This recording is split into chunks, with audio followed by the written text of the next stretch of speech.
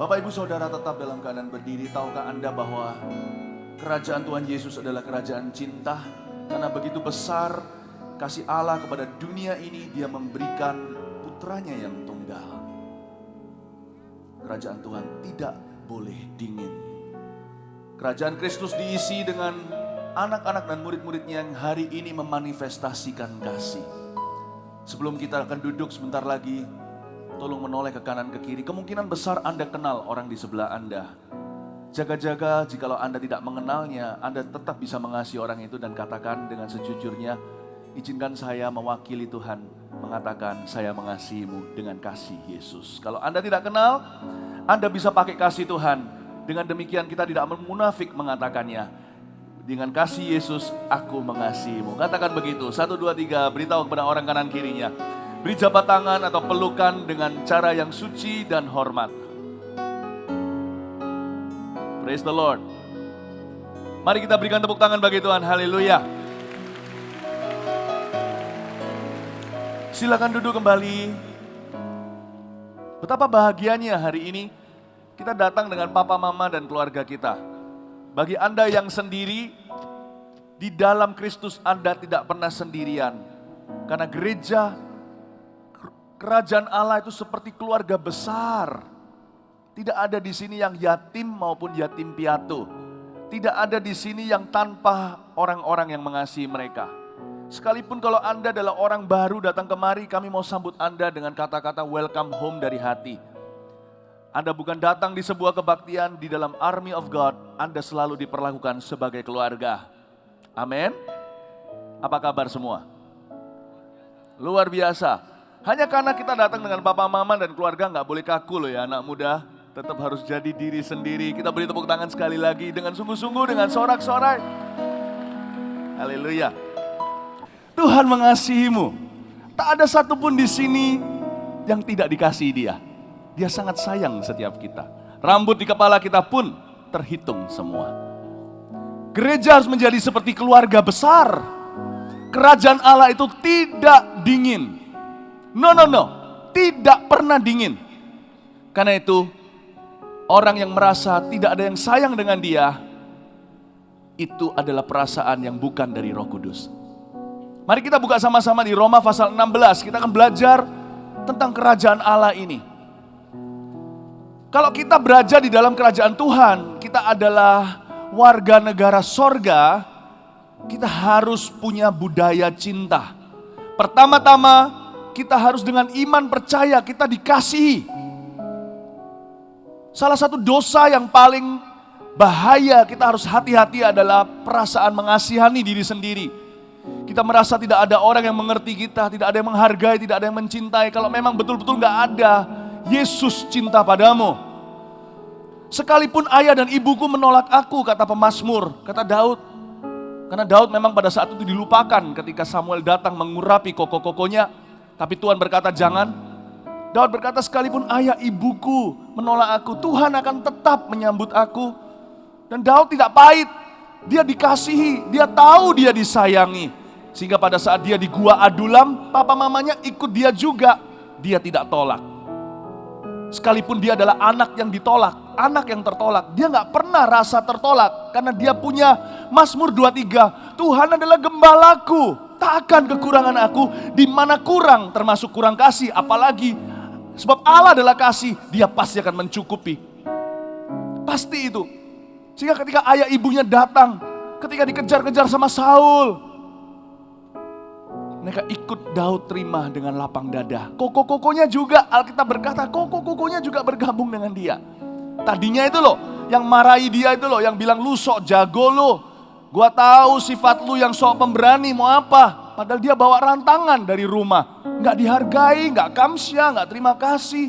Malah dimarahi, dihina lagi di depan umum. Karena dia bukan tentara, dia hanyalah seorang peternak domba. Daud terima mereka. Dosa mengasihani diri sendiri itu tipu muslihat iblis. Dan kalau kita sudah kena virus itu, kita akan lumpuh kasih. Karena kita itu tidak bisa mengasihi. Kita ini hanya bulan, hanya bisa mewakili dari sinar sang surya. Kasih itu adalah Tuhan, kasih itu adalah Bapa, Allah adalah kasih. Kita hanya mencerminkan. Nah kalau kita nggak dikasihi dulu, Gimana kita bisa mengasihi? Sedangkan perintah Tuhan yang pertama setelah mengasihi Tuhan dengan segenap hati adalah mengasihi sesama seperti dirimu sendiri. Kita harus merasa dikasihi dulu untuk bisa mengasihi. Saya ini orangnya dingin sekali. Dulu saya masih ingat salah satu dosa saya yang saya menyesal luar biasa ketika saya terima Tuhan di Vancouver, Kanada adalah saya pukul sepasang saudara namanya Jimmy dan Iskandar. Saya selama sampai hari ini saya berdoa agar saya dipertemukan dengan mereka. Ini kakak beradik dari Cirebon. Saya ini orangnya dingin sekali. Karena dari kecil saya merasa gak ada yang sayang. Padahal saya dari keluarga yang baik-baik. Ya itu mungkin saya aja lah sebagai anak muda yang memberontak ya. Dan saya kalau sama orang itu juga gak punya cinta. Saya masih ingat saya pukuli yang namanya Jimmy dan Iskandar, ini salah satu saya pukuli dan kokonya itu ngerengek-ngerengek di depan saya, itu cium kaki saya. Saya pukuli sampai biru hancur tangannya. Itu saya gak ditangkap di Singapura, itu saya sudah beruntung sekali. Saya hajar. Itu kokonya cium saya punya kaki, minta ampun karena mereka telah terlebih dahulu menghina saya sebelumnya. Saya dulu itu sekeras itu. Saya hajar kokonya, pegangin dengan orang-orang saya, pegangin semuanya. Adiknya saya pukul dan kokonya menangis di sebelah saya itu, saya gak rasa iba sedikit pun. Saya orangnya begitu cold blooded. Saya dulu orangnya gitu. Why? Because I felt, karena saya merasa God hated me. Karena saya merasa Tuhan membenci saya. Dan saya jadi mangsa si jahat, roh jahat di udara. Ternyata gak begitu. Saya sampai hari ini ketika saya bertobat, saya berkata, aduh Tuhan, aku jahat sekali dulu. Aku seperti Rasul Paulus dulu itu adalah seorang murderer. Seorang pembunuh aku ini.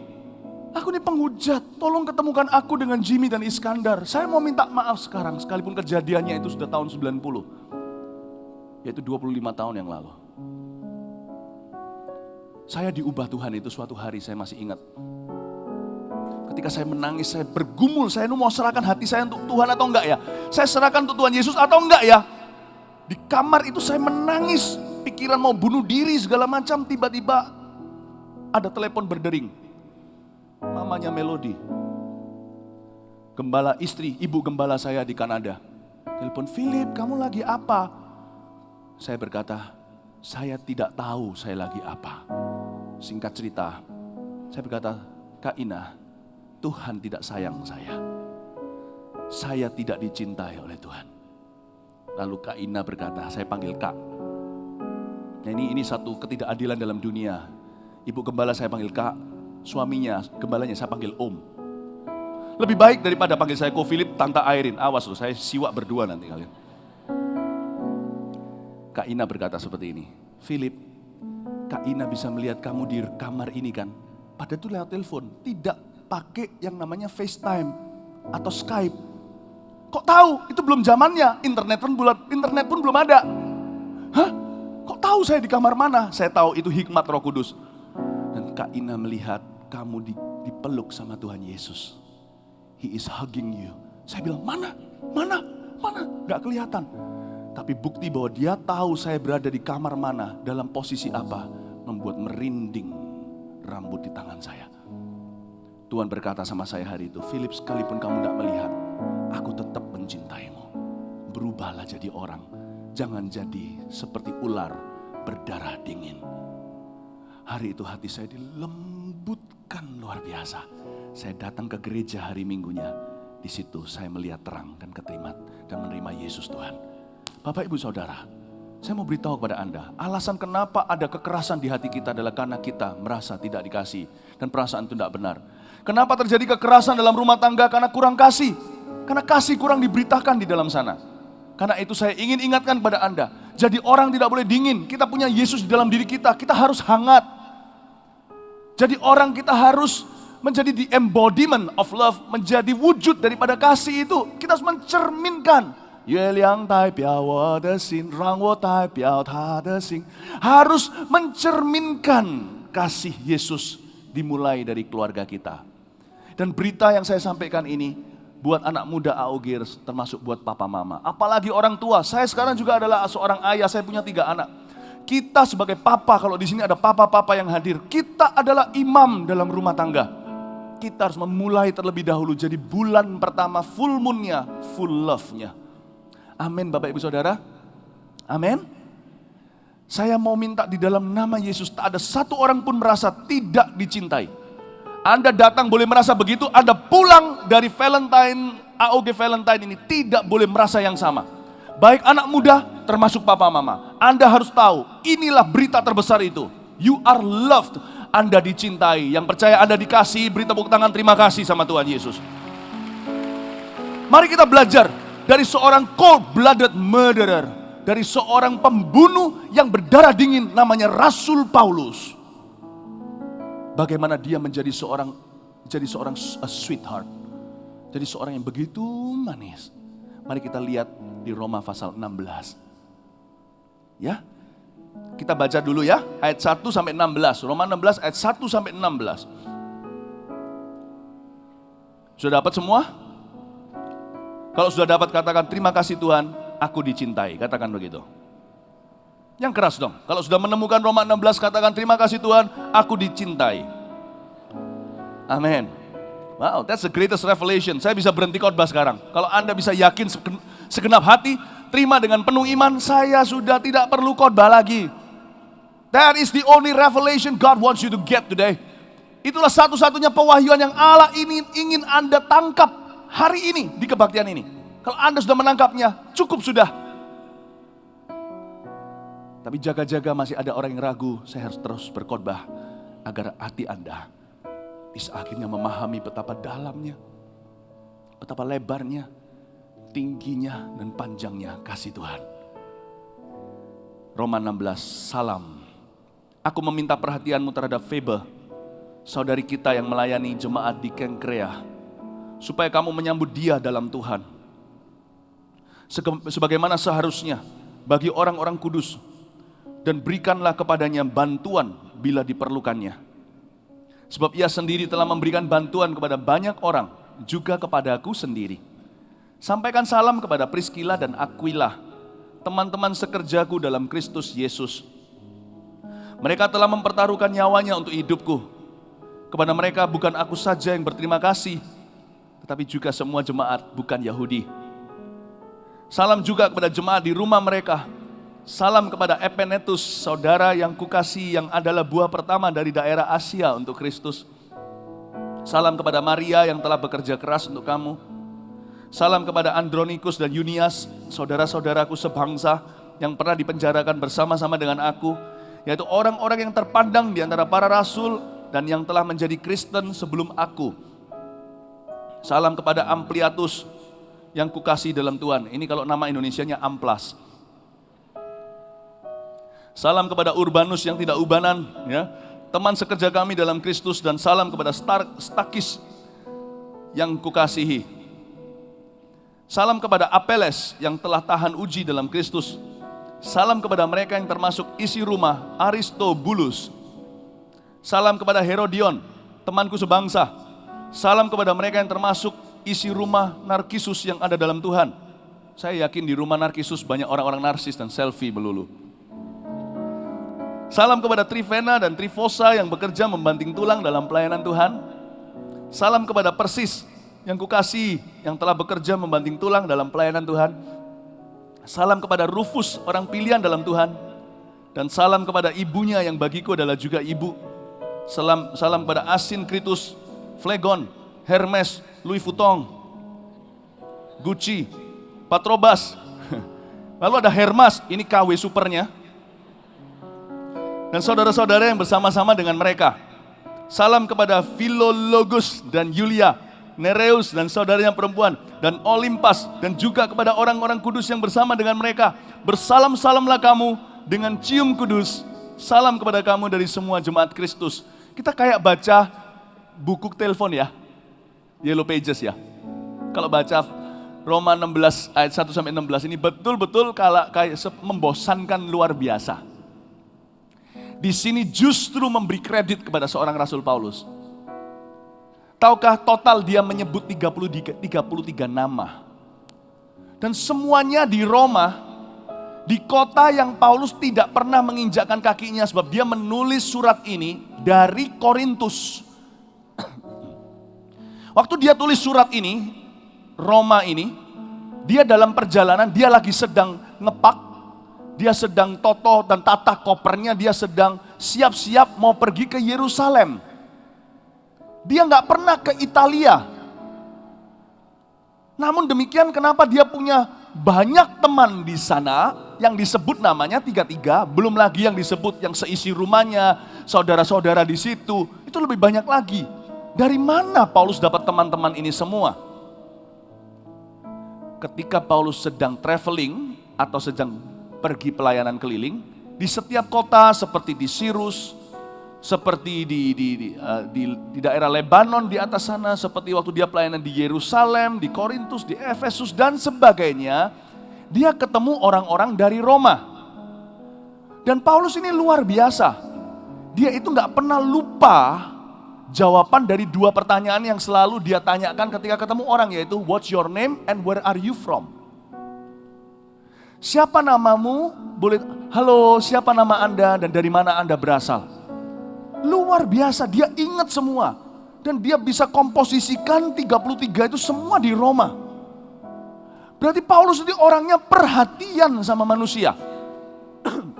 Kok bisa ya Tuhan mengubah seorang yang dingin gitu? Manusia dianggap benda. Bahkan ada satu anak muda, wajahnya itu sangat alim, baik sekali. Itu dirajam di depan dia. Dia berdiri saja bukan hanya gak menolong, malah memberi restu. Orang-orang taruh baju di kakinya. Orang yang dirajam adalah Stefanus. Dia dengar loh, Stefanus itu doain dia. Dia tidak bergeming sama sekali. Karena memang darahnya ular. Kok bisa diubah jadi orang yang begitu pedulian dengan orang-orang yang sebenarnya semua yang disebut sini kebanyakan orang biasa. Orang yang sombong luar biasa, seret orang ke penjara. Bisa jadi orang yang begitu menghargai setiap orang biasa. Paulus adalah orang yang tidak melihat, memandang orang ketika mengasihi. Dia kasih bahkan mereka yang ordinary. Luar biasa. Dan nama-nama ini dia kumpulkan dari kartu nama ketika dia bertukaran kartu nama dengan orang sepanjang perjalanan. Padahal Paulus itu orangnya workaholic loh. Kalau Anda pelajari orangnya itu sangat-sangat task oriented. Menurut saya, Paulus ini asal mulanya orangnya bukan people oriented, bukan people person. Dia begitu task oriented kalau kita baca dari surat-suratnya, apalagi daripada kisah para rasul, biografinya. Wow, orang ini hanya taunya kerja.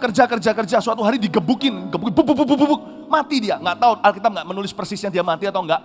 Tetapi setelah itu sekelompok umat Tuhan, saudara-saudara seiman bergandengan tangan mengelilingi dia yang sudah tidak bernyawa, berdoa, bangkitlah dia. Meskipun Alkitab tidak mengatakan dia betul-betul mati atau tidak, banyak ahli teolog mengasumsi bahwa dia meninggal dunia karena dia dianiaya oleh massa. Paling tidak sekarat lah ya. Dia langsung berdiri, Alkitab berkata dia langsung masuk ke kota, berkhotbah. Ini orang ya. Makanya Paulus itu berkata apa di depan Raja Agripa? Hai Raja, terhadap visi yang diberikan Tuhan dalam hidupku itu, atau proyeknya, atau goal, atau target, aku tidak pernah meleset. Terhadap visi itu, aku tidak pernah tidak setia. Terhadap proyek Tuhan, aku memberikan semua yang kupunya. Ini orang task oriented. Orang seperti ini bisa menjadi CEO perusahaan yang luar biasa, sebentar lagi perusahaannya mendunia, tetapi pegawainya mati muda. Tapi orang ini ya, kok bisa sama orangnya satu persatu. Dan Paulus tidak pernah melupakan 3 tipe orang. Kita perhatikan ini. Saya nggak hanya bilang hari ini kepada papa mama, apalagi orang tua. Kalau sama orang yang tidak kita kenal aja kita nggak boleh gampang lupakan, apalagi mereka yang melahirkan kita. Mereka yang memberi kita kehidupan. Bapak ibu saudara, Paulus tidak pernah lupakan 3 tipe orang. Yaitu 1, orang yang dia layani. Dia tidak lupa. Dan saya masih jauh dibandingkan rasul ini. Saya itu loh masih lupa-lupa. Kadang-kadang ketemu orang lagi, namanya Karena itu kalau ketemu saya jangan todong saya. Ayo, Ko Philip, ingat gak nama saya siapa? Jangan. Karena saya masih belum di taraf Paulus. Saya masih belajar. Tapi Paulus gak pernah lupakan orang yang dia layani. Kedua, dia gak pernah lupakan orang yang melayani dia. 3, dia gak pernah lupakan dengan siapa dia pernah pelayanan bersama. Saya acungkan 2 jempol kepada rasul ini. Bayangkan, 1, dia tidak pernah lupakan orang yang dia layani. 2, dia tidak pernah lupakan orang yang melayani dia. Dia tidak pernah lupa jasa. Jasanya sendiri dilupakan boleh. Karena Paulus berkali-kali dilupakan. Dia di surat-suratnya, dia berkata, ini meninggalkan aku, itu meninggalkan aku. Pada saat pengadilanku, hanya ini yang berdiri bersama dengan aku. Atau tak seorang pun berdiri untuk membelaku. Kita harus belajar dari Rasul Paulus. Budaya cinta dalam kerajaan Allah, itu harus kita terapkan untuk mengasihi. Bukan dikasih, dikasih cukup dengan Tuhan. Kita harus belajar untuk cukup dengan itu dan tidak mengasihani diri. Karena kalau Tuhan mencintaimu, seluruh dunia gak mengasihi pun gak apa-apa. Anda tetap mayoritas. Karena Allah lebih besar dari semua ciptaannya. Katakan amin, berikan tepuk tangan. Orang-orang yang di dalam bidang Paulus ini, saya juga di bidang yang sama, adalah orang-orang yang mudah dilupakan. Kalau kita melayani Tuhan Bapak Ibu Saudara, kalau kita melayani Tuhan melalui gereja, pelayanan atau tanggung jawab kita sehari-hari, kalau kita masih haus kasih sama manusia, kita akan kecewa loh. Kasih itu sumbernya harus sang kasih sendiri. Jangan cari dari sumber lain. Cinta manusia itu gampang goyah. Bener. Dan jikalau ada cinta manusia gak goyah, suami istri contohnya, papa mama, anak kepada orang tuanya seperti ini, itu karena akarnya pada kasih Yesus yang tanpa syarat. Cinta yang gak goyah itu hanya bisa tetap berdiri di sana karena akarnya pada kasih Tuhan. Cinta dunia ini lepas dari Kristus, Yohanes 15 tidak bisa berbuat apa-apa. Yesus berkata komentarnya ketika dia suatu hari diteriaki Hosana, Hosana, minggu depannya salibkan dia. Dalam pelayanannya 3,5 tahun di Galilea, Tuhan Yesus berkata, dia gak percayakan dirinya pada manusia karena dia tahu apa yang ada di hati orang. Anda akan kecewa. Kalau kita itu mengharapkan kasih. Belajar dari James tadi di dalam tayangan, dalam video. Dia menemukan lewat buku itu seperti jendela kepada Tuhan. Karena di dalamnya isinya firman. Dia itu minum dari sungai kasihnya Tuhan langsung. Tidak cari sana sini. Kalau dikasih ya bonus berterima kasih. Tapi jangan bergantung dengan cintanya manusia. Karena kasihnya orang itu rapuh. Kasih orang itu hanya eros. Kasih erotis. Atau paling paling maksimal. Philea, kasih, persaudaraan, persahabatan. Kalau kecewa, ya bye-bye lah teman. Tuhan gak begitu. Tuhan tanpa syarat, hanya dia agape. Paulus ini, dalam bidang ini, apalagi dalam pelayanan hamba-hamba Tuhan dengar. Kita adalah orang-orang yang akan mudah dilupakan. Saya sering ini bukan curhat. Saya puas loh, saya belum khotbah begini tuh saya udah kenyang dulu. Sebelum ke pesta saya makan dulu 75%, sudah perut terisi. Jadi nanti di sana gak tergila-gila dengan makanannya, tapi bisa bicara dengan orang-orangnya. Saya kalau khotbah gini, kalau ini bukan curhat, saya curahkan kehidupan kepada Anda. Di dalam bidang saya sering sekali didatangi orang dan berkata, doakan saya dalam keadaan sekarat atau kebutuhan. Doakan. Nah, kadang-kadang kita ini yang berdoa, resiko banget. Karena kalau saya nggak pernah basa-basi. Kalau saya doakan, saya akan doakan. Kalau enggak, saya akan berkata, saya nggak bisa doakan, pergi ke pendoa kita. Nah, kadang-kadang, seringkali saya menemukan diri saya sendiri terus mendoakan apa yang sudah lalu, lewat, dan terjawab. Orang kalau sakit contohnya minta didoakan pendeta, tapi setelah sembuh nggak pernah call pendeta itu dan berkata sudah selesai. Pendeta itu doa terus supaya dia sembuh, padahal dia sudah nggak apa-apa. Ayo, siapa di sini pernah begitu? Hamba-hamba Tuhan pernah pasti. Kalau kita pelayanan kesembuhan contohnya, itu kesembuhan adalah pelayanan paling mudah dilupakan. Karena 9 orang kusta itu setelah dia disembuhkan, tahir dia nggak kembali ke Yesus, hanya satu. Orang biasanya kalau butuhan langsung cari minta doa. Tapi setelah itu dia lupa, setelah dia diberkati dia lupa kepada siapa dulu dia minta didoakan. Dia nggak ingat untuk beritahu, berhenti doakan, aku sudah nggak apa-apa. Bisa nangkep ini. Karena itu dalam pelayanan, jangan berharap kita itu dihargai. Dalam tanggung jawab kita belajar untuk tanpa pamrih. Pamrih kita datang dari Tuhan, hakku terjamin pada Tuhan. Paulus itu kayak gitu. Luar biasa. Dia ini orang yang dilupakan. Ini meninggalkan aku, itu meninggalkan aku ditinggal sendirian. Dia nggak pernah keberatan. Tapi inilah sifat hamba Tuhan. Kalau orang lain yang punya jasa sedikit aja sama dia nggak akan pernah lupa selamanya. Itu harus jadi sifatnya kita. Itu budaya cinta. Itulah budaya kerajaan sorga. Itulah gereja. That is the real church, the living church. Kalau ada orang pernah jasa sama Anda ya, sama saya, ini prinsip hidupku. Saya tidak akan lupa sampai selama-lamanya. Setia kawan adalah kata-kata yang tidak cukup menjelaskan. Orang kalau jasa sama saya punya prinsip, saya pegang erat-erat hingga hari ini. Tak akan pernah saya lupakan hingga hari ini. Tidak akan pernah. Dan saya praktekkan itu dalam hidup saya juga. Teman-teman saya yang hari ini, yang 20 tahun lalu bersama dengan saya di Ungaran contohnya, hari ini semua dengan saya. Tak ada satupun yang saya buang. Ketika Tuhan angkat saya angkat mereka bersama dengan saya. Tak ada satupun saya tinggalkan. I don't want to forget. Sedikit jasa, saya masih ingat Pak Samuel Handoko, seorang yang sangat saya kasih. Mungkin beliau nggak ada di sini, Pumpung nggak di sini, saya rasani. Usianya jauh lebih tua. Saya masih ingat pada waktu itu, saya tinggal di sekolah Alkitab Teologi di belakang sana, kumuh sekali. Itu sekolah di pedesaan contohnya.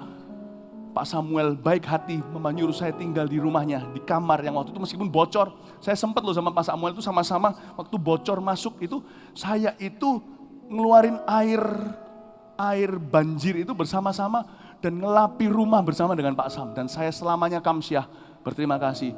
Karena saya di belakang sana kesepian sekali, saya diterima di keluarganya. Saya masih ingat waktu itu papa saya datang khusus juga, waktu melihat saya di Ungaran, berterima kasih dengan Pak Sam dan titipkan saya anaknya kepada hamba Tuhan ini. Sampai hari ini Pak Sam adalah ketua edukasi Gereja Mawar Sharon. Waktu saya di sini saya beritahu Pak Sam, move, come to Surabaya. Saya kenal Pak Sam dari tahun 93, 22 tahun yang lalu. My friendship with people, usianya 20 tahun semuanya. Jangan pernah lupa, belajar punya prinsip, hati seperti Rasul Paulus, enggak pernah dalam bahasa Ibrania, enggak pernah lali sama orang. Enggak pernah lupa.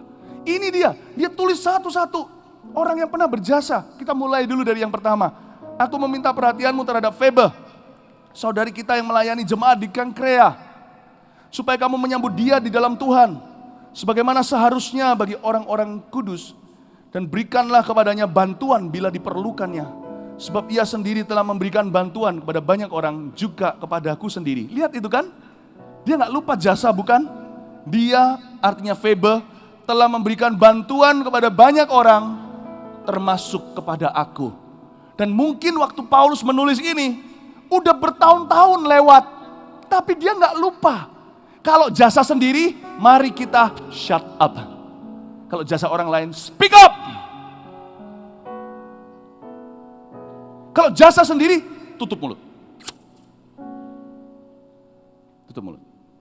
Tapi kalau jasa orang lain, buka mulut.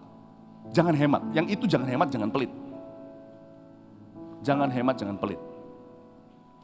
Tuh, si Paulus berkata, dia pernah membantu aku. By the way, Febe di sini itu kemungkinan besar adalah orang non-Yahudi karena namanya itu sama dengan arti kata Diana. Diana yang adalah dewa di Korintus.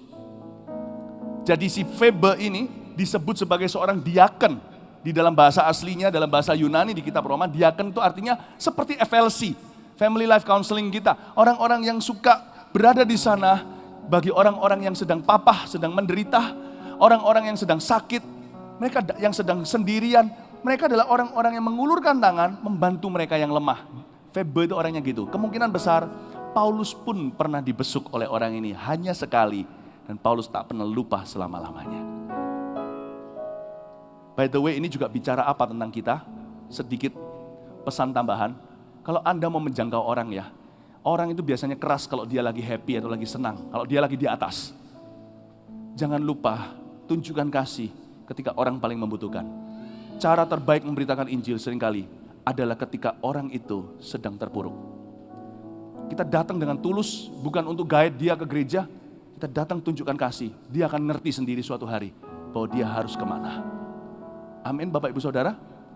Ini sebuah pelajaran tambahan buat kita. Kita lihat ayat 3. Sampaikan salamku kepada Priscilla dan Aquila. Saya kasih penerangan-penerangan ya, supaya nama-nama ini nggak seperti Yellow Pages. Saya kasih beberapa pengertian, oke? Supaya setiap kali kita baca ini lagi, lebih hidup gitu ya. Biar Roh Kudus hidupkan saat ini. Sampaikan salam kepada Priscilla dan Aquila, teman-teman sekerjaku dalam Kristus Yesus. Mereka telah, lihat ini, mempertaruhkan nyawanya untuk hidupku. Kepada mereka, bukan aku saja yang berterima kasih, tapi juga semua jemaat bukan Yahudi. Ayat 3 dan 4 didedikasikan untuk sepasang suami istri, namanya Priscilla dan Aquila. Dan mereka berdua adalah orang yang mempertaruhkan nyawa. Dalam bahasa Yunaninya, kata mempertaruhkan nyawa adalah memberikan lehernya untuk saya.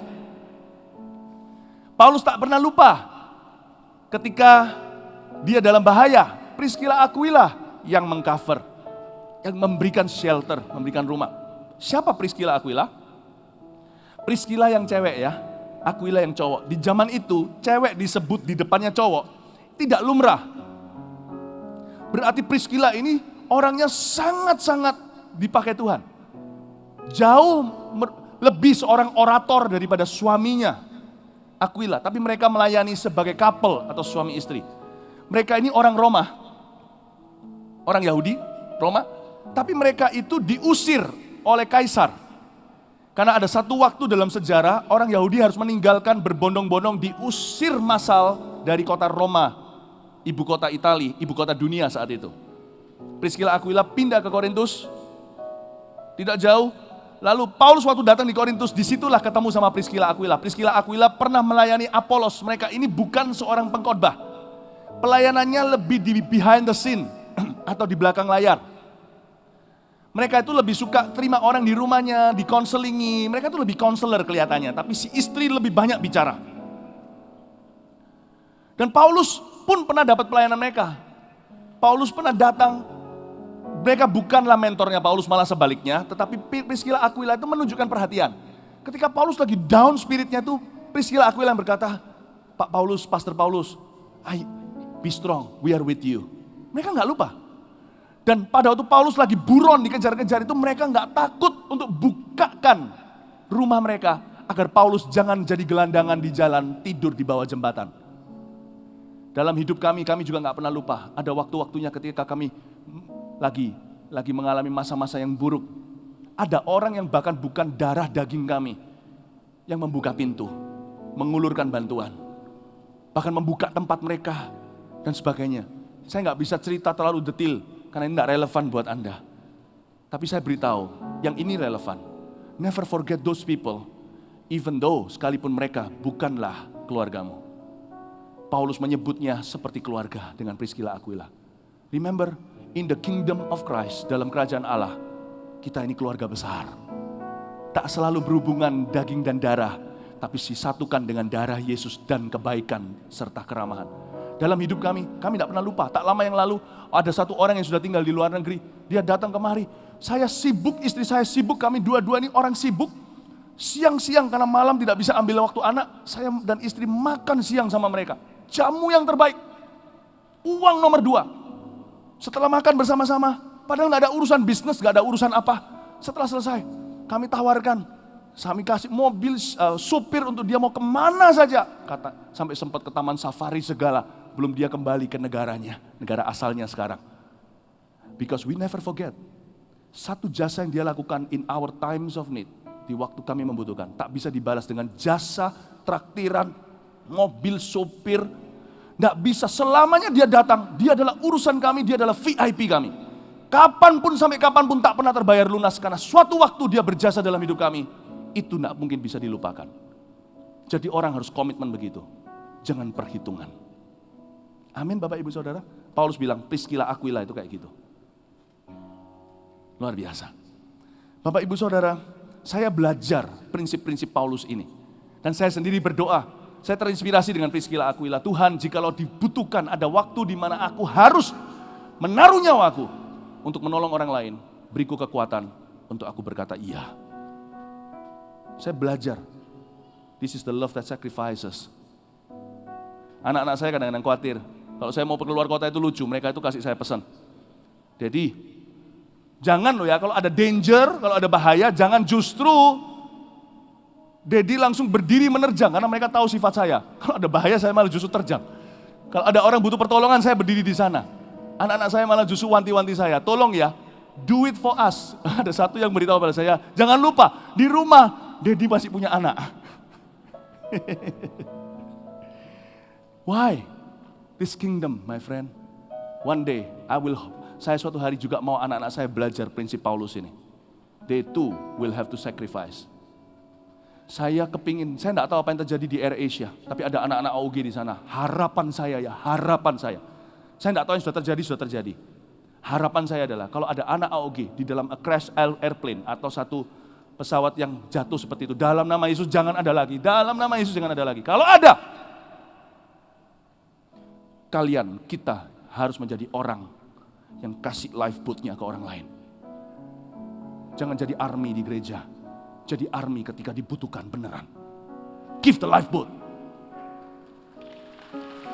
Lifeboat, life vest. Lifeboat itu boat. Kasih, jangan justru yang panik. Aduh mati, aku gimana. Justru yang menenangkan. Saya lebih baik mati berkorban daripada hidup pecundang. Anak-anak saya harus ngerti itu. Suatu hari mereka pun harus ikut jalur saya itu. Suatu hari. Saya lebih baik mati berkorban, tidak dinyanyikan, tidak usah orang lain tahu, daripada hidup dengan nurani yang menuduh bahwa aku telah menyelamatkan diriku dan di tempat orang lain. Priscilla Aquila, kata Paulus, they gave me their neck. Mereka kasih lehernya ke aku. Wow. Jangan pernah lupa, AOGers, apalagi papa mama. Orang yang tidak ada hubungan darah aja, jangan pernah lupa jasa mereka. Sekali jasa mereka itu jangan dibalas dengan 3 kali kasih traktiran impas. Gak pernah impas. Karena Anda ditolong pada saat kebutuhan. Anda sekarang hanya bisa balas dalam kelimpahan. Karena itu, jasa orang tua tidak pernah impas terbayar. Anda tidak bisa kasih mereka satu kado, satu rumah, bahkan mobil, atau kasih satu tur kemana, lalu impas, gak bisa. Karena Anda sekarang bisa balas dalam kelimpahan. Tak pernah impas pada saat Anda ditolong dalam kebutuhan. Tak akan pernah impas. Inilah pesan yang Paulus berikan tentang Priscilla Aquila. Aku tidak akan pernah impas dengan kamu. Kerajaan Allah adalah kerajaan hutang berhutang, tapi bukan uang. Kerajaan Tuhan adalah hutang berhutang, namun kasih. Amin. Kita lanjutkan sedikit ya. Ini interesting, ada banyak sekali cerita-cerita di sini yang nama-nama ini kelihatannya nggak ada artinya, itu berarti semua. Sama dengan nama Anda begitu banyak, saya nggak bisa ingat semua, tapi semua berarti karena setiap orang itu kehidupan. Kita lihat ayat 5. Salam juga kepada jemaat di rumah mereka. Salam kepada Epenetus, saudara yang kukasih, yang adalah buah pertama dari daerah Asia untuk Kristus. Wow, Epenetus ini siapa? Dia buah pertama di Asia. Di ayat yang ke-5 ini interesting, sangat menarik kalau kita pelajari sejarahnya. Paulus di dalam perjalanan misionarisnya yang kedua, dia ditolak sama Roh Kudus untuk masuk ke Asia. Asia di sini bukan Asia China, Korea, ya, bukan. Asia di sini bukan Indonesia. Asia di sini adalah sebuah provinsi di zaman ini namanya Turki, sebelah barat. Paulus masuk ke sana tidak bisa. Akhirnya pada waktu missionaries journey atau perjalanan misinya yang ketiga, Roh Kudus izinkan dia masuk di perbatasan. Disitulah dia bertemu dengan Epenetus sebagai orang berdosa dan bertobat terima Tuhan. Epenetus adalah buah pertamanya di Asia. Kalau dia waktu nulis surat Roma ini udah gak lama sebelum dia mati. Sebelum Paulus dipenggal dan dibunuh di kota Roma. Bapak ibu saudara, Paulus tidak lupa buah pertamanya. Ini Paulus ini luar biasa orangnya. Tapi saya bisa ngerti lah ya. Anda tidak akan bisa lupa ketika anggota keluarga Anda yang Anda tunggu lama-lama itu akhirnya pertama bertobat. Kalau ada seorang diri yang Kristen di dalam rumahmu, yang pertama bertobat, Anda tidak akan lupa urutannya. Karena yang pertama itu selalu istimewa. Apalagi Paulus sudah tunggu-tunggu gak boleh masuk ke Asia, penasaran dia. Akhirnya ketika satu orang bertobat namanya Epenetus, Wah, dia nggak lupa. Dan sekarang Epenetus tinggal di Roma. Berarti Paulus ada surat-suratan dengan dia kali. Dia tahu Epenetus sekarang berada di mana. Wow, jangan lupa ya orang yang pernah Anda layani. Please do not forget. Follow up itu nggak boleh bergantung formulir tulisan. Saudara-saudaraku, saya bicara dengan AOGers. Mau tahu tenaga follow up, senjata follow up Tuhan yang paling ampuh adalah our caring spirit. Roh kita yang caring. Belajar dari John Sung, obor Allah di Asia, seorang hamba Tuhan dari Tiongkok, China. Tapi jangan belajar ekstrimnya dia. John Sung ini, setiap orang yang bertobat di ministrinya dia doakan setiap hari. Nah, karena dia begitu setia, Tuhan tambahkan dan jumlahnya jadi ribuan. Puluhan ribu atau ratusan ribu. John Sung ini pernah ke Indonesia, ke Solo, pernah ke Magelang. Dia ke Surabaya juga ada. John Sung ini, Song Seng Che. Ini adalah orang yang hamba Tuhan yang luar biasa. Ini seorang penginjil yang diurapi bahkan kesembuhan terjadi. Dan dia doakan. Jadi kalau dia punya 100 ribu petobat, tiap hari dia doakan 100 ribu nama. Oke, saya beritahu dulu. Kelebihannya apa, kekurangannya, oke? Kelebihannya, tak satu pun orang-orang bertobat di dalam KKR-nya gugur kembali. Saya pernah bertemu dengan beberapa orang yang sudah tua tentunya, yang adalah buah daripada KKR John Sung. Dia cuma datang ikut dengar bertobat lahir baru, tidak di follow up oleh gereja. Waktu itu belum mengerti gereja-gereja cara memfollow up gimana. Belum ada sistem. Dan mereka yang saya temui, sejauh yang saya temui tidak banyak tentunya, sisanya sudah sedikit karena sudah generasinya beda. Saya ketemu dengan 10 tetap sungguh-sungguh. Kok bisa ya? Di mana rahasia follow up-nya John Sung? Dari 10 yang saya temui, 10 hari ini tetap orang Kristen yang setia dan berapi-api cinta Tuhan. Karena John Sung doakan mereka satu-satu, gak hanya formulir doang. Saya rasa kita perlu praktekkan itu, AOGers. The best type of evangelism is not mass evangelism, it's friendship evangelism. Penginjilan yang paling ampuh di dunia ini bukan penginjilan massal, itu juga, tapi penginjilan perorangan atau penginjilan persahabatan. Kelemahannya di mana? Ya jadi membengkak lah ya. John Sung tiap hari berdoa 7 jam. Sehingga dia akhirnya jatuh sakit dengan pelayanan. Dia gak bisa perhatikan terlalu banyak keluarganya, segalanya. Dia mati muda, John Sung mati umur 40. Dia mati dalam keadaan sekarat tubuhnya, hancur-hancuran karena dia doain satu persatu. Puji Tuhan hari ini kita punya departemen doa. Puji Tuhan hari ini kita punya FLC. Puji Tuhan hari ini kita punya CG atau Connect Group. Kita tidak satu persatu, kita hari ini bisa sama-sama buat satu sistem agar semuanya sejahtera, semuanya bisa melayani bersama, teamwork bukan perorangan. Amin. Siapa bersyukur hari ini kita melayani di dalam sebuah konteks gereja, tidak sendirian. Kasih tepuk tangan untuk Tuhan. Siapa lagi? Kita lihat lagi Epenetus. Sekarang ayat 6, salam kepada Maria yang telah bekerja keras untuk kamu. Wah, ini di sini ada perempuan. Paulus itu luar biasa ya. Ini surat dibacakan di seluruh jemaat loh. Ini Roma loh ya. Roma itu dulu adalah civilization atau peradaban yang paling maju. Di peradaban paling maju itulah emansipasi wanita tidak terjadi, justru dijajah. Paulus bisa berani kasih kredit penghargaan sama wanita. Paulus ini sifatnya satu, nah hanya dia menghargai orang biasa. Bagi orang yang kurang diperhatikan, dia memperhatikan lebih. Pada orang yang kurang dihargai, dia memberi pujian. Paulus adalah tipe kalau hari ini dia juragan, dia akan menghargai pembantu rumah tangganya. Itu kasih Tuhan. Itu kasih Tuhan. Saya belajar dari ini. Maria bukan rumah tangga di sini. Bukan pembantu rumah tangga. Maria di sini adalah orang yang termasuk kategori gender, jenis kelamin yang dinomor 2 kan, yang dianggap seperti barang di zaman itu. Namanya wanita. Itu dulu. Sekarang Anda dihargai, puji Tuhan. Paulus adalah tipe orang yang melihat siapa yang tidak dihargai, dia datang menghargai. Dia tipe orang yang berkata terima kasih kepada orang-orang yang sekalipun tidak kita bilangin terima kasih, mereka gak bisa apa-apa sama kita. Budayakan dalam Tuhan. Gak usah nginjil pakai nama Tuhan dulu. Tunjukkan kata thank you di mulutmu. Itu menjadi kesaksian awal. Belajar thank you kalau sama pejabat, biasa karena kita butuh dia. Tapi kalau kita bicara thank you sama pembantu rumah tangga, Tuhan yang memandang dari sorga dan berkata, kamu pun hamba, kamu memperlakukan begitu sama orang lain, aku akan memperlakukanmu dengan baik juga. Bapak Ibu Saudara, saya belajar berkata terima kasih pada pembantu saya. Makanan enak saya beritahu terima kasih, bagus, enak makanannya, kok bagus. Belajar untuk mengucap syukur, berterima kasih, memberikan penghargaan pada orang yang sekalipun Anda tidak hargai. Mereka yang gak bisa apa-apa. Jadi orang terus gitu. Ya. Dan mari kita lihat lebih lanjut ayat 7, salam kepada Andronikus dan Yunias, saudara-saudaraku sebangsa yang pernah dipenjarakan bersama dengan aku, yaitu orang-orang yang terpandang di antara para rasul dan telah menjadi Kristen sebelum aku. Andronikus dan Yunias kemungkinan besar suami istri.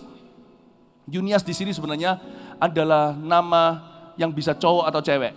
Kemungkinan besar ini adalah cewek. Tidak. Kenapa saya bilang kemungkinan besar? Karena memang tidak ada kepastian, ahli teologi tidak bisa menunjukkan pastinya. Tetapi di sini mereka disebut sebagai orang-orang yang dikenal terpandang di antara para rasul. Kemungkinan besar mereka dua orang ini juga adalah rasul-rasul Tuhan. Salam kepada Ampliatus yang kukasihi dalam Tuhan. Salam kepada Urbanus teman sekerja kami dalam Kristus. Salam kepada Stakis yang kukasihi.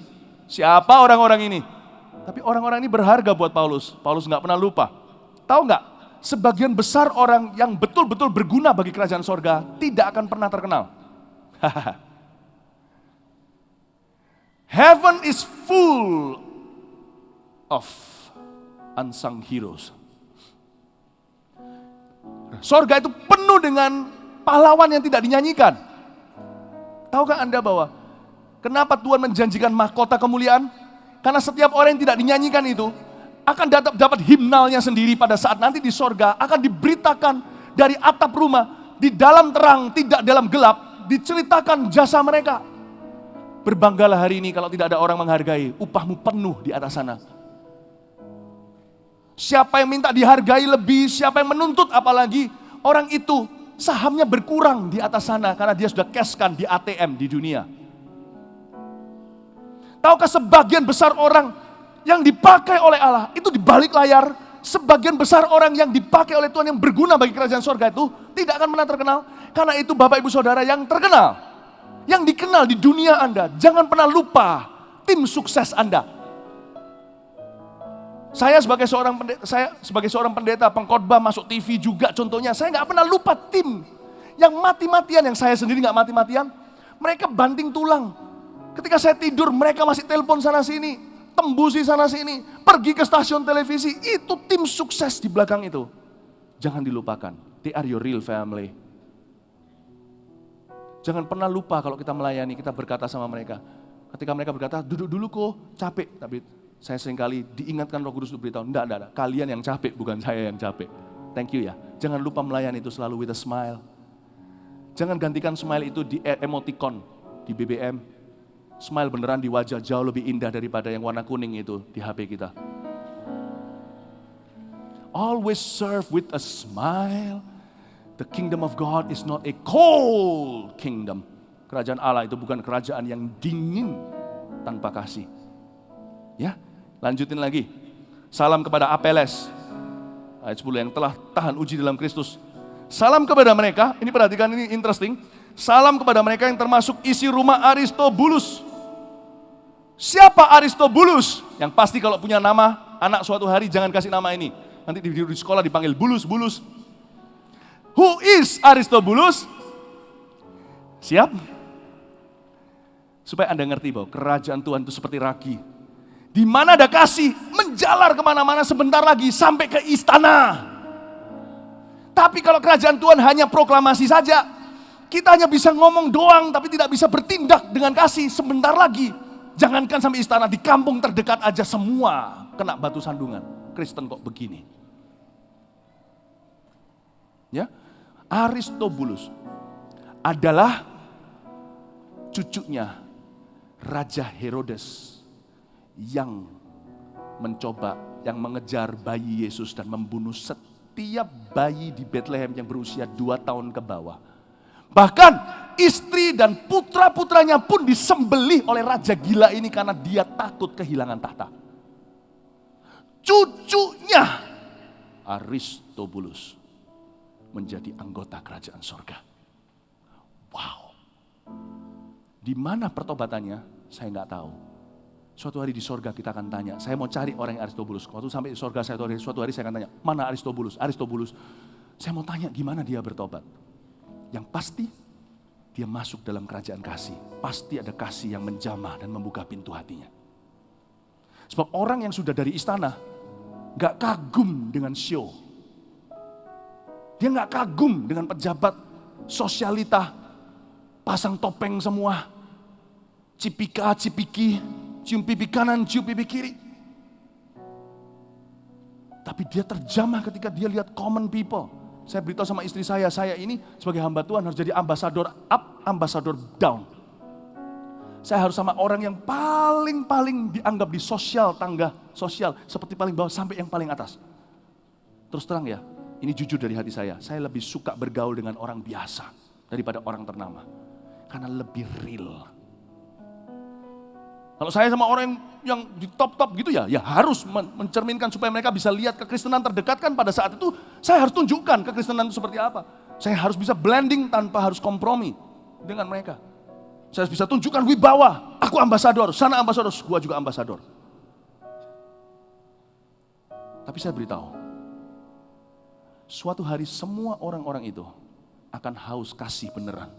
Dan mereka akan temukan dari orang biasa seperti kita. Aristobulus melihat itu.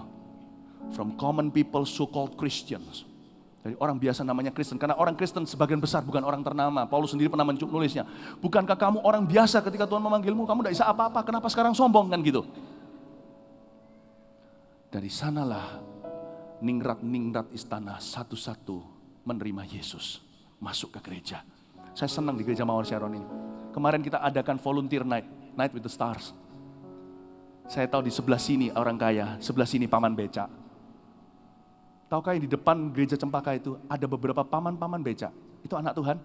Kalau Anda lewat, saya lewat dengan mobil saya nggak kelihatan dengan hitam kacanya, saya lihat. Mereka lagi baca Alkitab loh di becaknya tanpa ada lampu. I love our church. Gereja kita terdiri dari Aristobulus dan terdiri dari orang-orang biasa seperti kita. Mereka duduk side by side. Tidak ada satu merasa lebih tinggi daripada yang lain. Yang seperti paman becak tadi saya beritahu, dia tidak minta pinjaman, tidak tanya kanan kiri apa yang, enggak. Dia tulus cari Tuhan. Saya terharu lihat orang-orang begitu. Aristobulus kenal Yesus karena kesaksian biasa umat Allah dalam kasih. Bapak Ibu Saudara, jangan menganggap dirimu orang biasa. Sebab melalui orang biasa Tuhan akan mempermalukan orang-orang yang berhikmat. Maksudnya mempermalukan itu bukan berarti mereka malu lalu mereka itu dipermalukan Tuhan di depan umum, bukan. Tapi orang-orang yang di atas sana akan berlihat, aduh mereka jauh lebih baik dari aku. Dia akan terbuka hatinya untuk kerajaan Allah, bukan dipermalukan dengan cara negatif, dengan cara positif. Ketika mereka lihat Anda, karena itu fokuslah menjadi anak Tuhan dan saksinya yang setia. Suatu hari gak tentu loh, seorang jenderal akan bertobat lihat dirimu, seorang presiden akan bertobat lihat dirimu, gak tentu itu. Karena ketika mereka berdiri di antara para kalangan pejabat, mereka nggak bisa taruh percaya satu sama lain. Percayalah, itu semua hanyalah pura-pura. Ketika mereka melihat Anda, mereka melihat kerajaan Allah. Jangan pernah di sini berkata, aku ini siapa? Kemungkinan besar suatu hari engkau akan menobatkan pejabat-pejabat negara. Kasih tepuk tangan untuk Tuhan.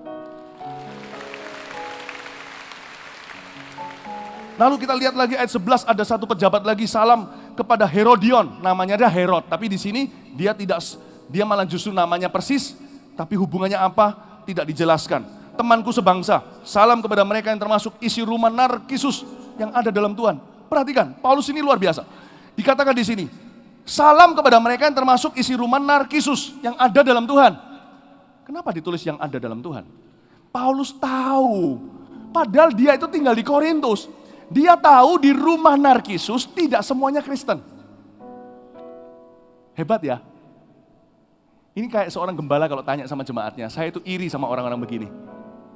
Perhatian sekali, ada orang tertentu ya, pendeta tertentu itu saya masih belajar. Saya ingin mereka tumpang tangan ke saya atau apa. Nama, nomor telepon itu bisa ingat. Keluarganya, namanya. Kalau yang gitu-gituan istri saya lebih tahu dari saya. Saya seringkali datengin orang dan berkata, terima kasih ya, ingat ulang tahunku. Oh iya, pulang saya tanya, ada apa? Ternyata dia kirim kue tar. Saya nggak tahu, dia lebih ingat ulang tahunan daripada saya. Saya aja kalau ulang tahun lupa kok ulang tahun saya. Tapi ada orang kayak gitu. Paulus ini kayak begini. Dan dia bukan karena lahir begitu.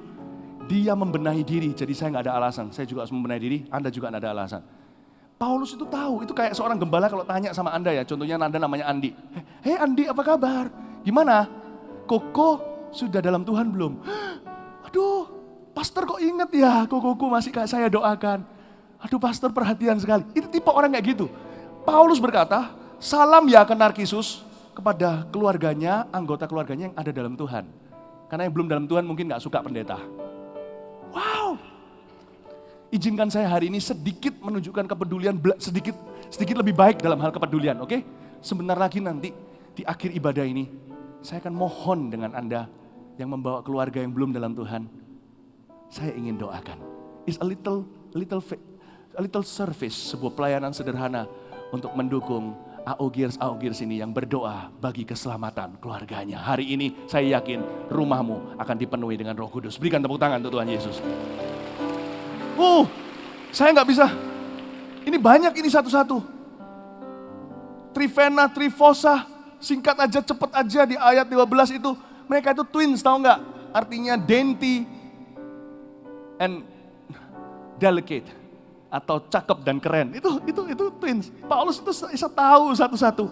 Lalu kita lihat ayat 13, Rufus. Rufus ini anaknya Simon dari Kirene. Seorang dari Afrika Utara yang berdempetan di Timur Tengah dengan Palestina. Rufus dan juga mamanya.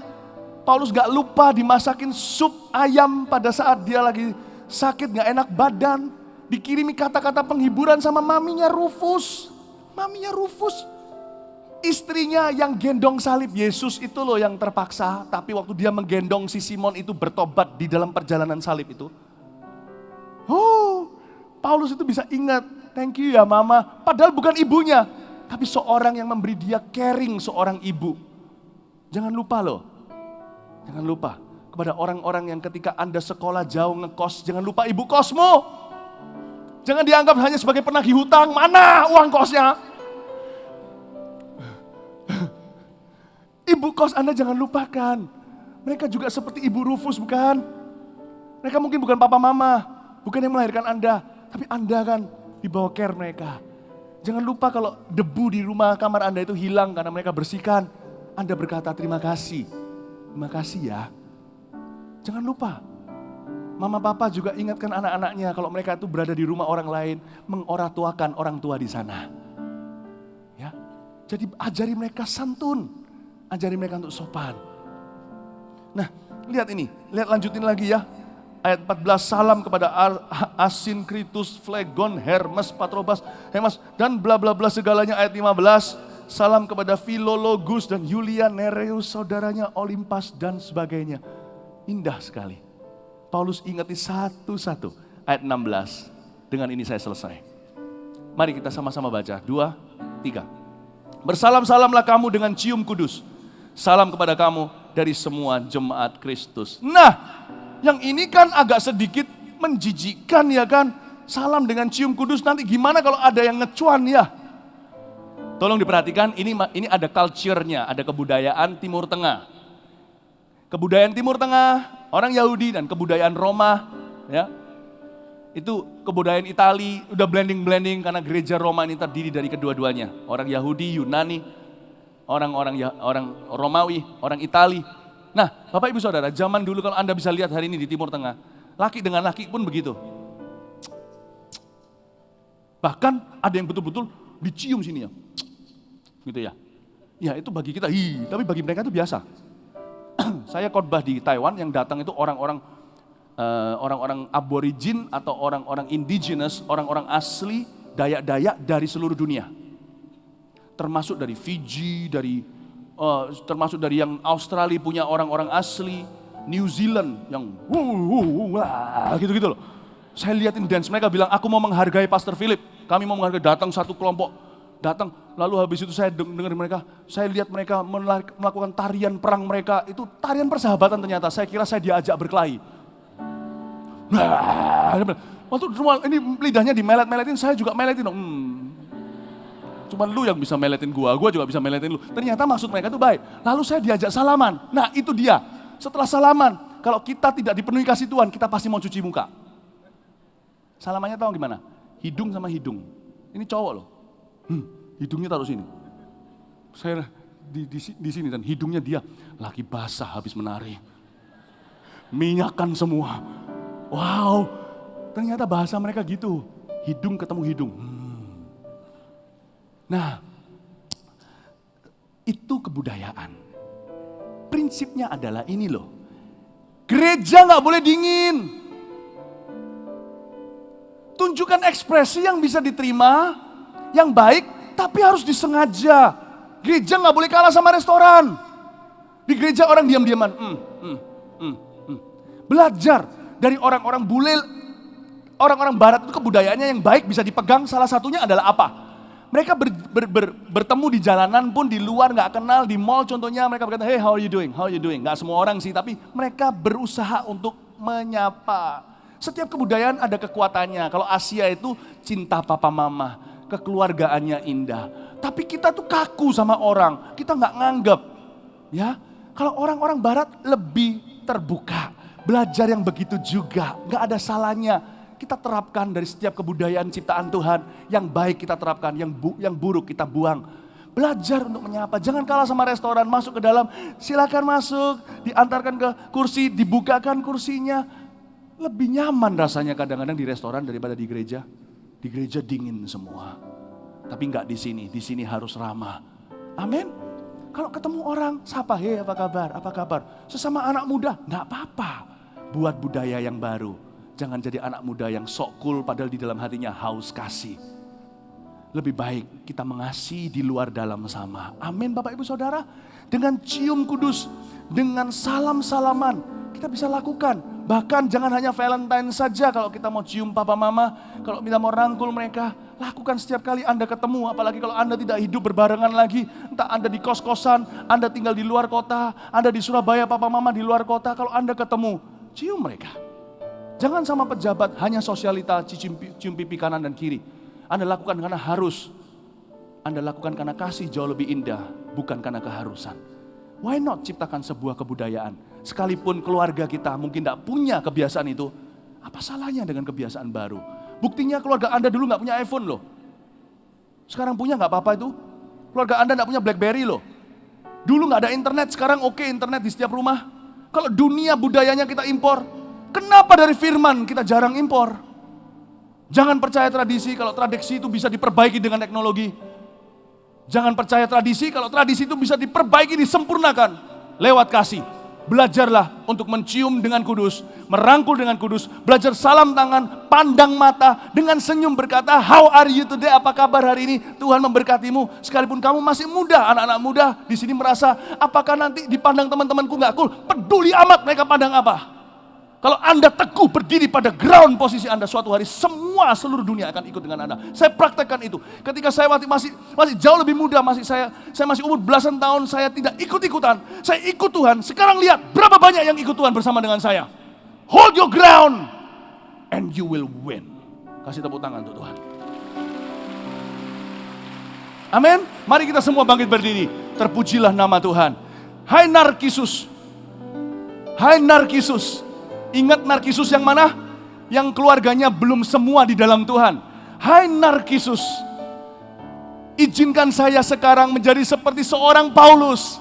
Bertanya kepada Anda, sudahkah seluruh isi rumahmu di dalam Kristus? Baik yang muda maupun yang tua, yang berusia, papa mama, atau anak muda yang masih kuliah, atau bahkan belum masuk ke universitas mana-mana. Izinkan saya berkata, today, hari ini, Valentine's Day adalah hari keluarga. Hari ini di gereja, kita adalah keluarga besar juga. Di dalam kerajaan Allah, bukanlah keluarga yang dingin, tetapi penuh dengan kasih sayang. Hari ini, tempat depan ini dibuka. Siapkan lagu untuk nanti altar call sebentar lagi. Saya minta, kalau Anda saat ini datang dengan keluarga, tanya sama mereka. Kalau Anda yang lebih tahu lah ya, tanya sama orang tua, pa atau mah atau ko, atau adik, atau mas, atau mbak, tanya. Atau ayah, atau ibu, tanya sama mereka. maukah bersama-sama serahkan hati ke sini kepada Tuhan Yesus sebelum acara ini berakhir? Ada panggilan untuk orang-orang yang mau menerima Tuhan. Chuan Jiafu, seluruh keluarga tidaklah diberkati. Amin Bapak Ibu Saudara. Coba tanya kanan kirinya. Ayo sekarang waktunya. Saya suntik keberanian. Tanya sama keluarga Anda, orang tua Anda. Ini by the way, hari ini AOG bukanlah kebaktian orang muda. Hari ini AOG kebaktian keluarga. Kasih tepuk tangan untuk Tuhan. Yang maju di sini bukan siswa atau mahasiswa, tapi siapa saja orang berdosa bisa maju ke sini, termasuk papa mama. Ini bukan panggilan saya hari ini berbicara bukan sebagai youth pastor, bukan sebagai pendeta anak muda. Saya berbicara sebagai gembala pendeta Anda segala usia saat ini. Dalam hitungan ketiga, orang-orang yang mau membawa keluarganya maju ke depan untuk terima Tuhan, baik yang muda maupun tua, cepatlah maju ke sini. Ketika saya hitung ketiga, semua kita tepuk tangan, jangan hentikan, kita nyanyikan lagu. 1, 2, 3, maju ke sini. Come on. Kasih buat cintamu. Mari sambil tepuk tangan. Tanpa batas. You are love. Hidupmu jadikan ku berharga. Terima kasih buat cintamu. Ikuti saya, semua tepuk tangan seperti ini. Kita beri semangat pada mereka. Kau berikan hidupmu. Mari, cepat yang mau maju. Anda dikasih, Anda disayangi, Anda dicintai. You are love. Kau berikan hidupmu, jadikan ku berharga. Terima kasih. Yang tidak sama keluarga, sama temennya, juga bisa bawa temennya maju ke depan karena temenmu mulai hari ini adalah keluargamu, saudaramu dalam Kristus. Terima kasih buat cintamu yang tanpa batas. Kau berikan hidupmu, jadikan ku berharga. Terima kasih buat cintamu yang tanpa batas. Kau berikan hidupmu, jadikan aku indah. Terima kasih buat cintamu yang tanpa batas. Kau berikan hidupku, jadikan ku berharga. Terima kasih buat cintamu yang tanpa batas. Kau berikan hidupmu, jadikan aku indah. Terima kasih buat cintamu yang tanpa batas. Kau berikan hidupmu, jadikan ku berharga. Terima kasih buat cintamu yang tanpa batas. Kau berikan hidupmu, jadikan aku indah. Terima kasih. Saya masih menunggu orang-orang yang masih mau maju. Masih ada, saya tahu. Kalau Anda datang bukan dengan keluarga Anda, tapi dengan teman Anda bisa bawa Anda maju ke depan. Karena sebentar lagi temanmu akan menjadi saudaramu dalam Tuhan. Karena mereka membuat keputusan untuk menerima Yesus. Kita nyanyikan lagu ini dari awal, saya kasih waktu lagi. Karena saya tidak mau satu pun orang luput dari kasih Yesus yang membutuhkan terima Tuhan. Tak satu pun pulang ke rumah tidak terlayani. Tidak boleh ada satu domba tersesat yang luput pulang ke dalam rumah kasih-Nya Tuhan. Haleluya, saat ada harapan. Let's sing this song together.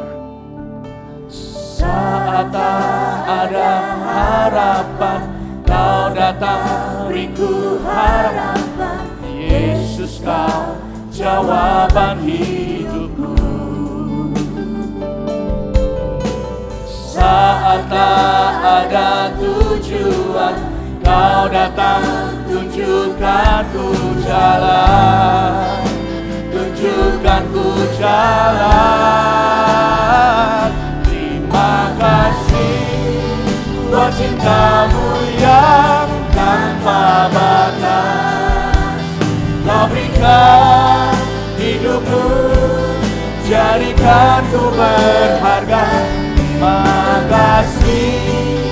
Buat cintamu yang tanpa batas, Kau berikan hidupmu, jadikan aku indah.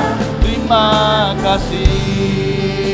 Sekali lagi katakan, saat tak ada harapan, Kau datang beriku harapan. Yesus, Kau jawaban hidupku. Terima kasih Tuhan, saat ada tujuan, Kaulah tujuanku. Saat ada tujuan, Kau datang, tunjukkan ku jalan, tunjukkan ku jalan. Haleluya. Terima kasih buat cintamu yang tanpa batas, Kau berikan hidupmu, jadikan ku berharga. Terima kasih buat cintamu yang tanpa batas, Kau berikan hidupmu, jadikan aku indah. Terima kasih buat cintamu yang tanpa batas, Kau berikan hidupmu, jadikan ku berharga. Terima kasih buat cintamu yang tanpa batas, Kau berikan hidupmu, jadikan aku indah.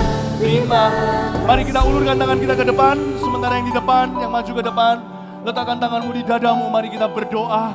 Di dalam Yesus Kau tidak pernah sendirian. Ayah, ibu, anak. Hari ini papa mama yang bawa anaknya maju ke depan untuk terima Tuhan. Atau sebaliknya, pokoknya Anda tidak pernah sendirian. Anda dicintai, dikasihi, itulah pewahyuan. Hari ini Tuhan hanya mau Anda pulang merasa disayangi. Dan Anda akan memperoleh kapasitas baru untuk mengasihi sesamamu. Ya, Anda akan mencerminkan sang surya itu, hai bulan. Anda akan bisa mengasihi bukan dari kasihmu sendiri, tapi dari kasih yang mulai hari ini Anda terima di hati Anda ketika Anda terima Tuhan. Ikuti saya berdoa, yang di depan khususnya, sampai telinga sendiri bisa mendengar. Dan semua ikuti saya juga untuk mendukung mereka. Katakan, Tuhan Yesus, Tuhan Yesus, terima kasih. terima kasih. Engkau telah masuk di hatiku Engkau telah masuk sebagai Tuhan dan Juru Selamatku. sebagai Tuhan dan Juru Selamat. Hari ini Hari ini saya mengenal kasih. saya mengenal kasih. Kasih adalah Kasih adalah pengorbananmu di kayu salib. pengorbananmu di kayu salib. Dan di mana ada kasih Yesus, Dan di mana ada kasih, kuasanya menjadi nyata. kuasanya menjadi nyata. Aku percaya Aku percaya Tuhan Yesus dibangkitkan Tuhan Yesus dibangkitkan pada hari yang ketiga. pada hari yang ketiga. Kuburnya kosong, Kuburnya kosong, supaya hatiku tidak kosong. supaya hatiku Tuhan, tidak kosong. Tuhan, Engkau hidup. Engkau hidup. Aku menyembah Allah yang hidup. Aku menyembah Allah yang Mulai hari ini, mulai hari ini. masuklah di hidupku. Masuklah di Tinggallah selama-lamanya. Tinggallah selama-lamanya. Jadikan aku anak Tuhan. Jadikan aku anak Hidupkan aku oleh firman-Mu. hidupkan aku Roh Kudus, Roh Kudus, curahkan kasih-Mu dalam diriku. Mulai sekarang, mulai sekarang beri aku kerinduan beri aku untuk kerinduan, memenangkan seluruh keluargaku dalam Tuhan. Mulai sekarang, beri aku kerinduan beri aku kerinduan untuk merenungkan firman Tuhan. Mulai sekarang, beri aku kerinduan untuk melayani Tuhan. Dalam nama Yesus. Haleluya. Amin. Kasih tepuk tangan bagi Tuhan. Terima kasih buat cintamu yang tetap di tempat, tetap di tempat. Haleluya. Kau berikan hidupmu. Tetap di tempat, konselor bisa ambil. Beli formulir keputusan. Follow up yang ada dijalankan. Kau berikan hidupmu, jadikan aku indah. Kau berikan hidupmu, jadikan aku indah. Kau berikan hidupmu, jadikan aku indah. Terima kasih. Haleluya, beri tepuk tangan bagi Tuhan.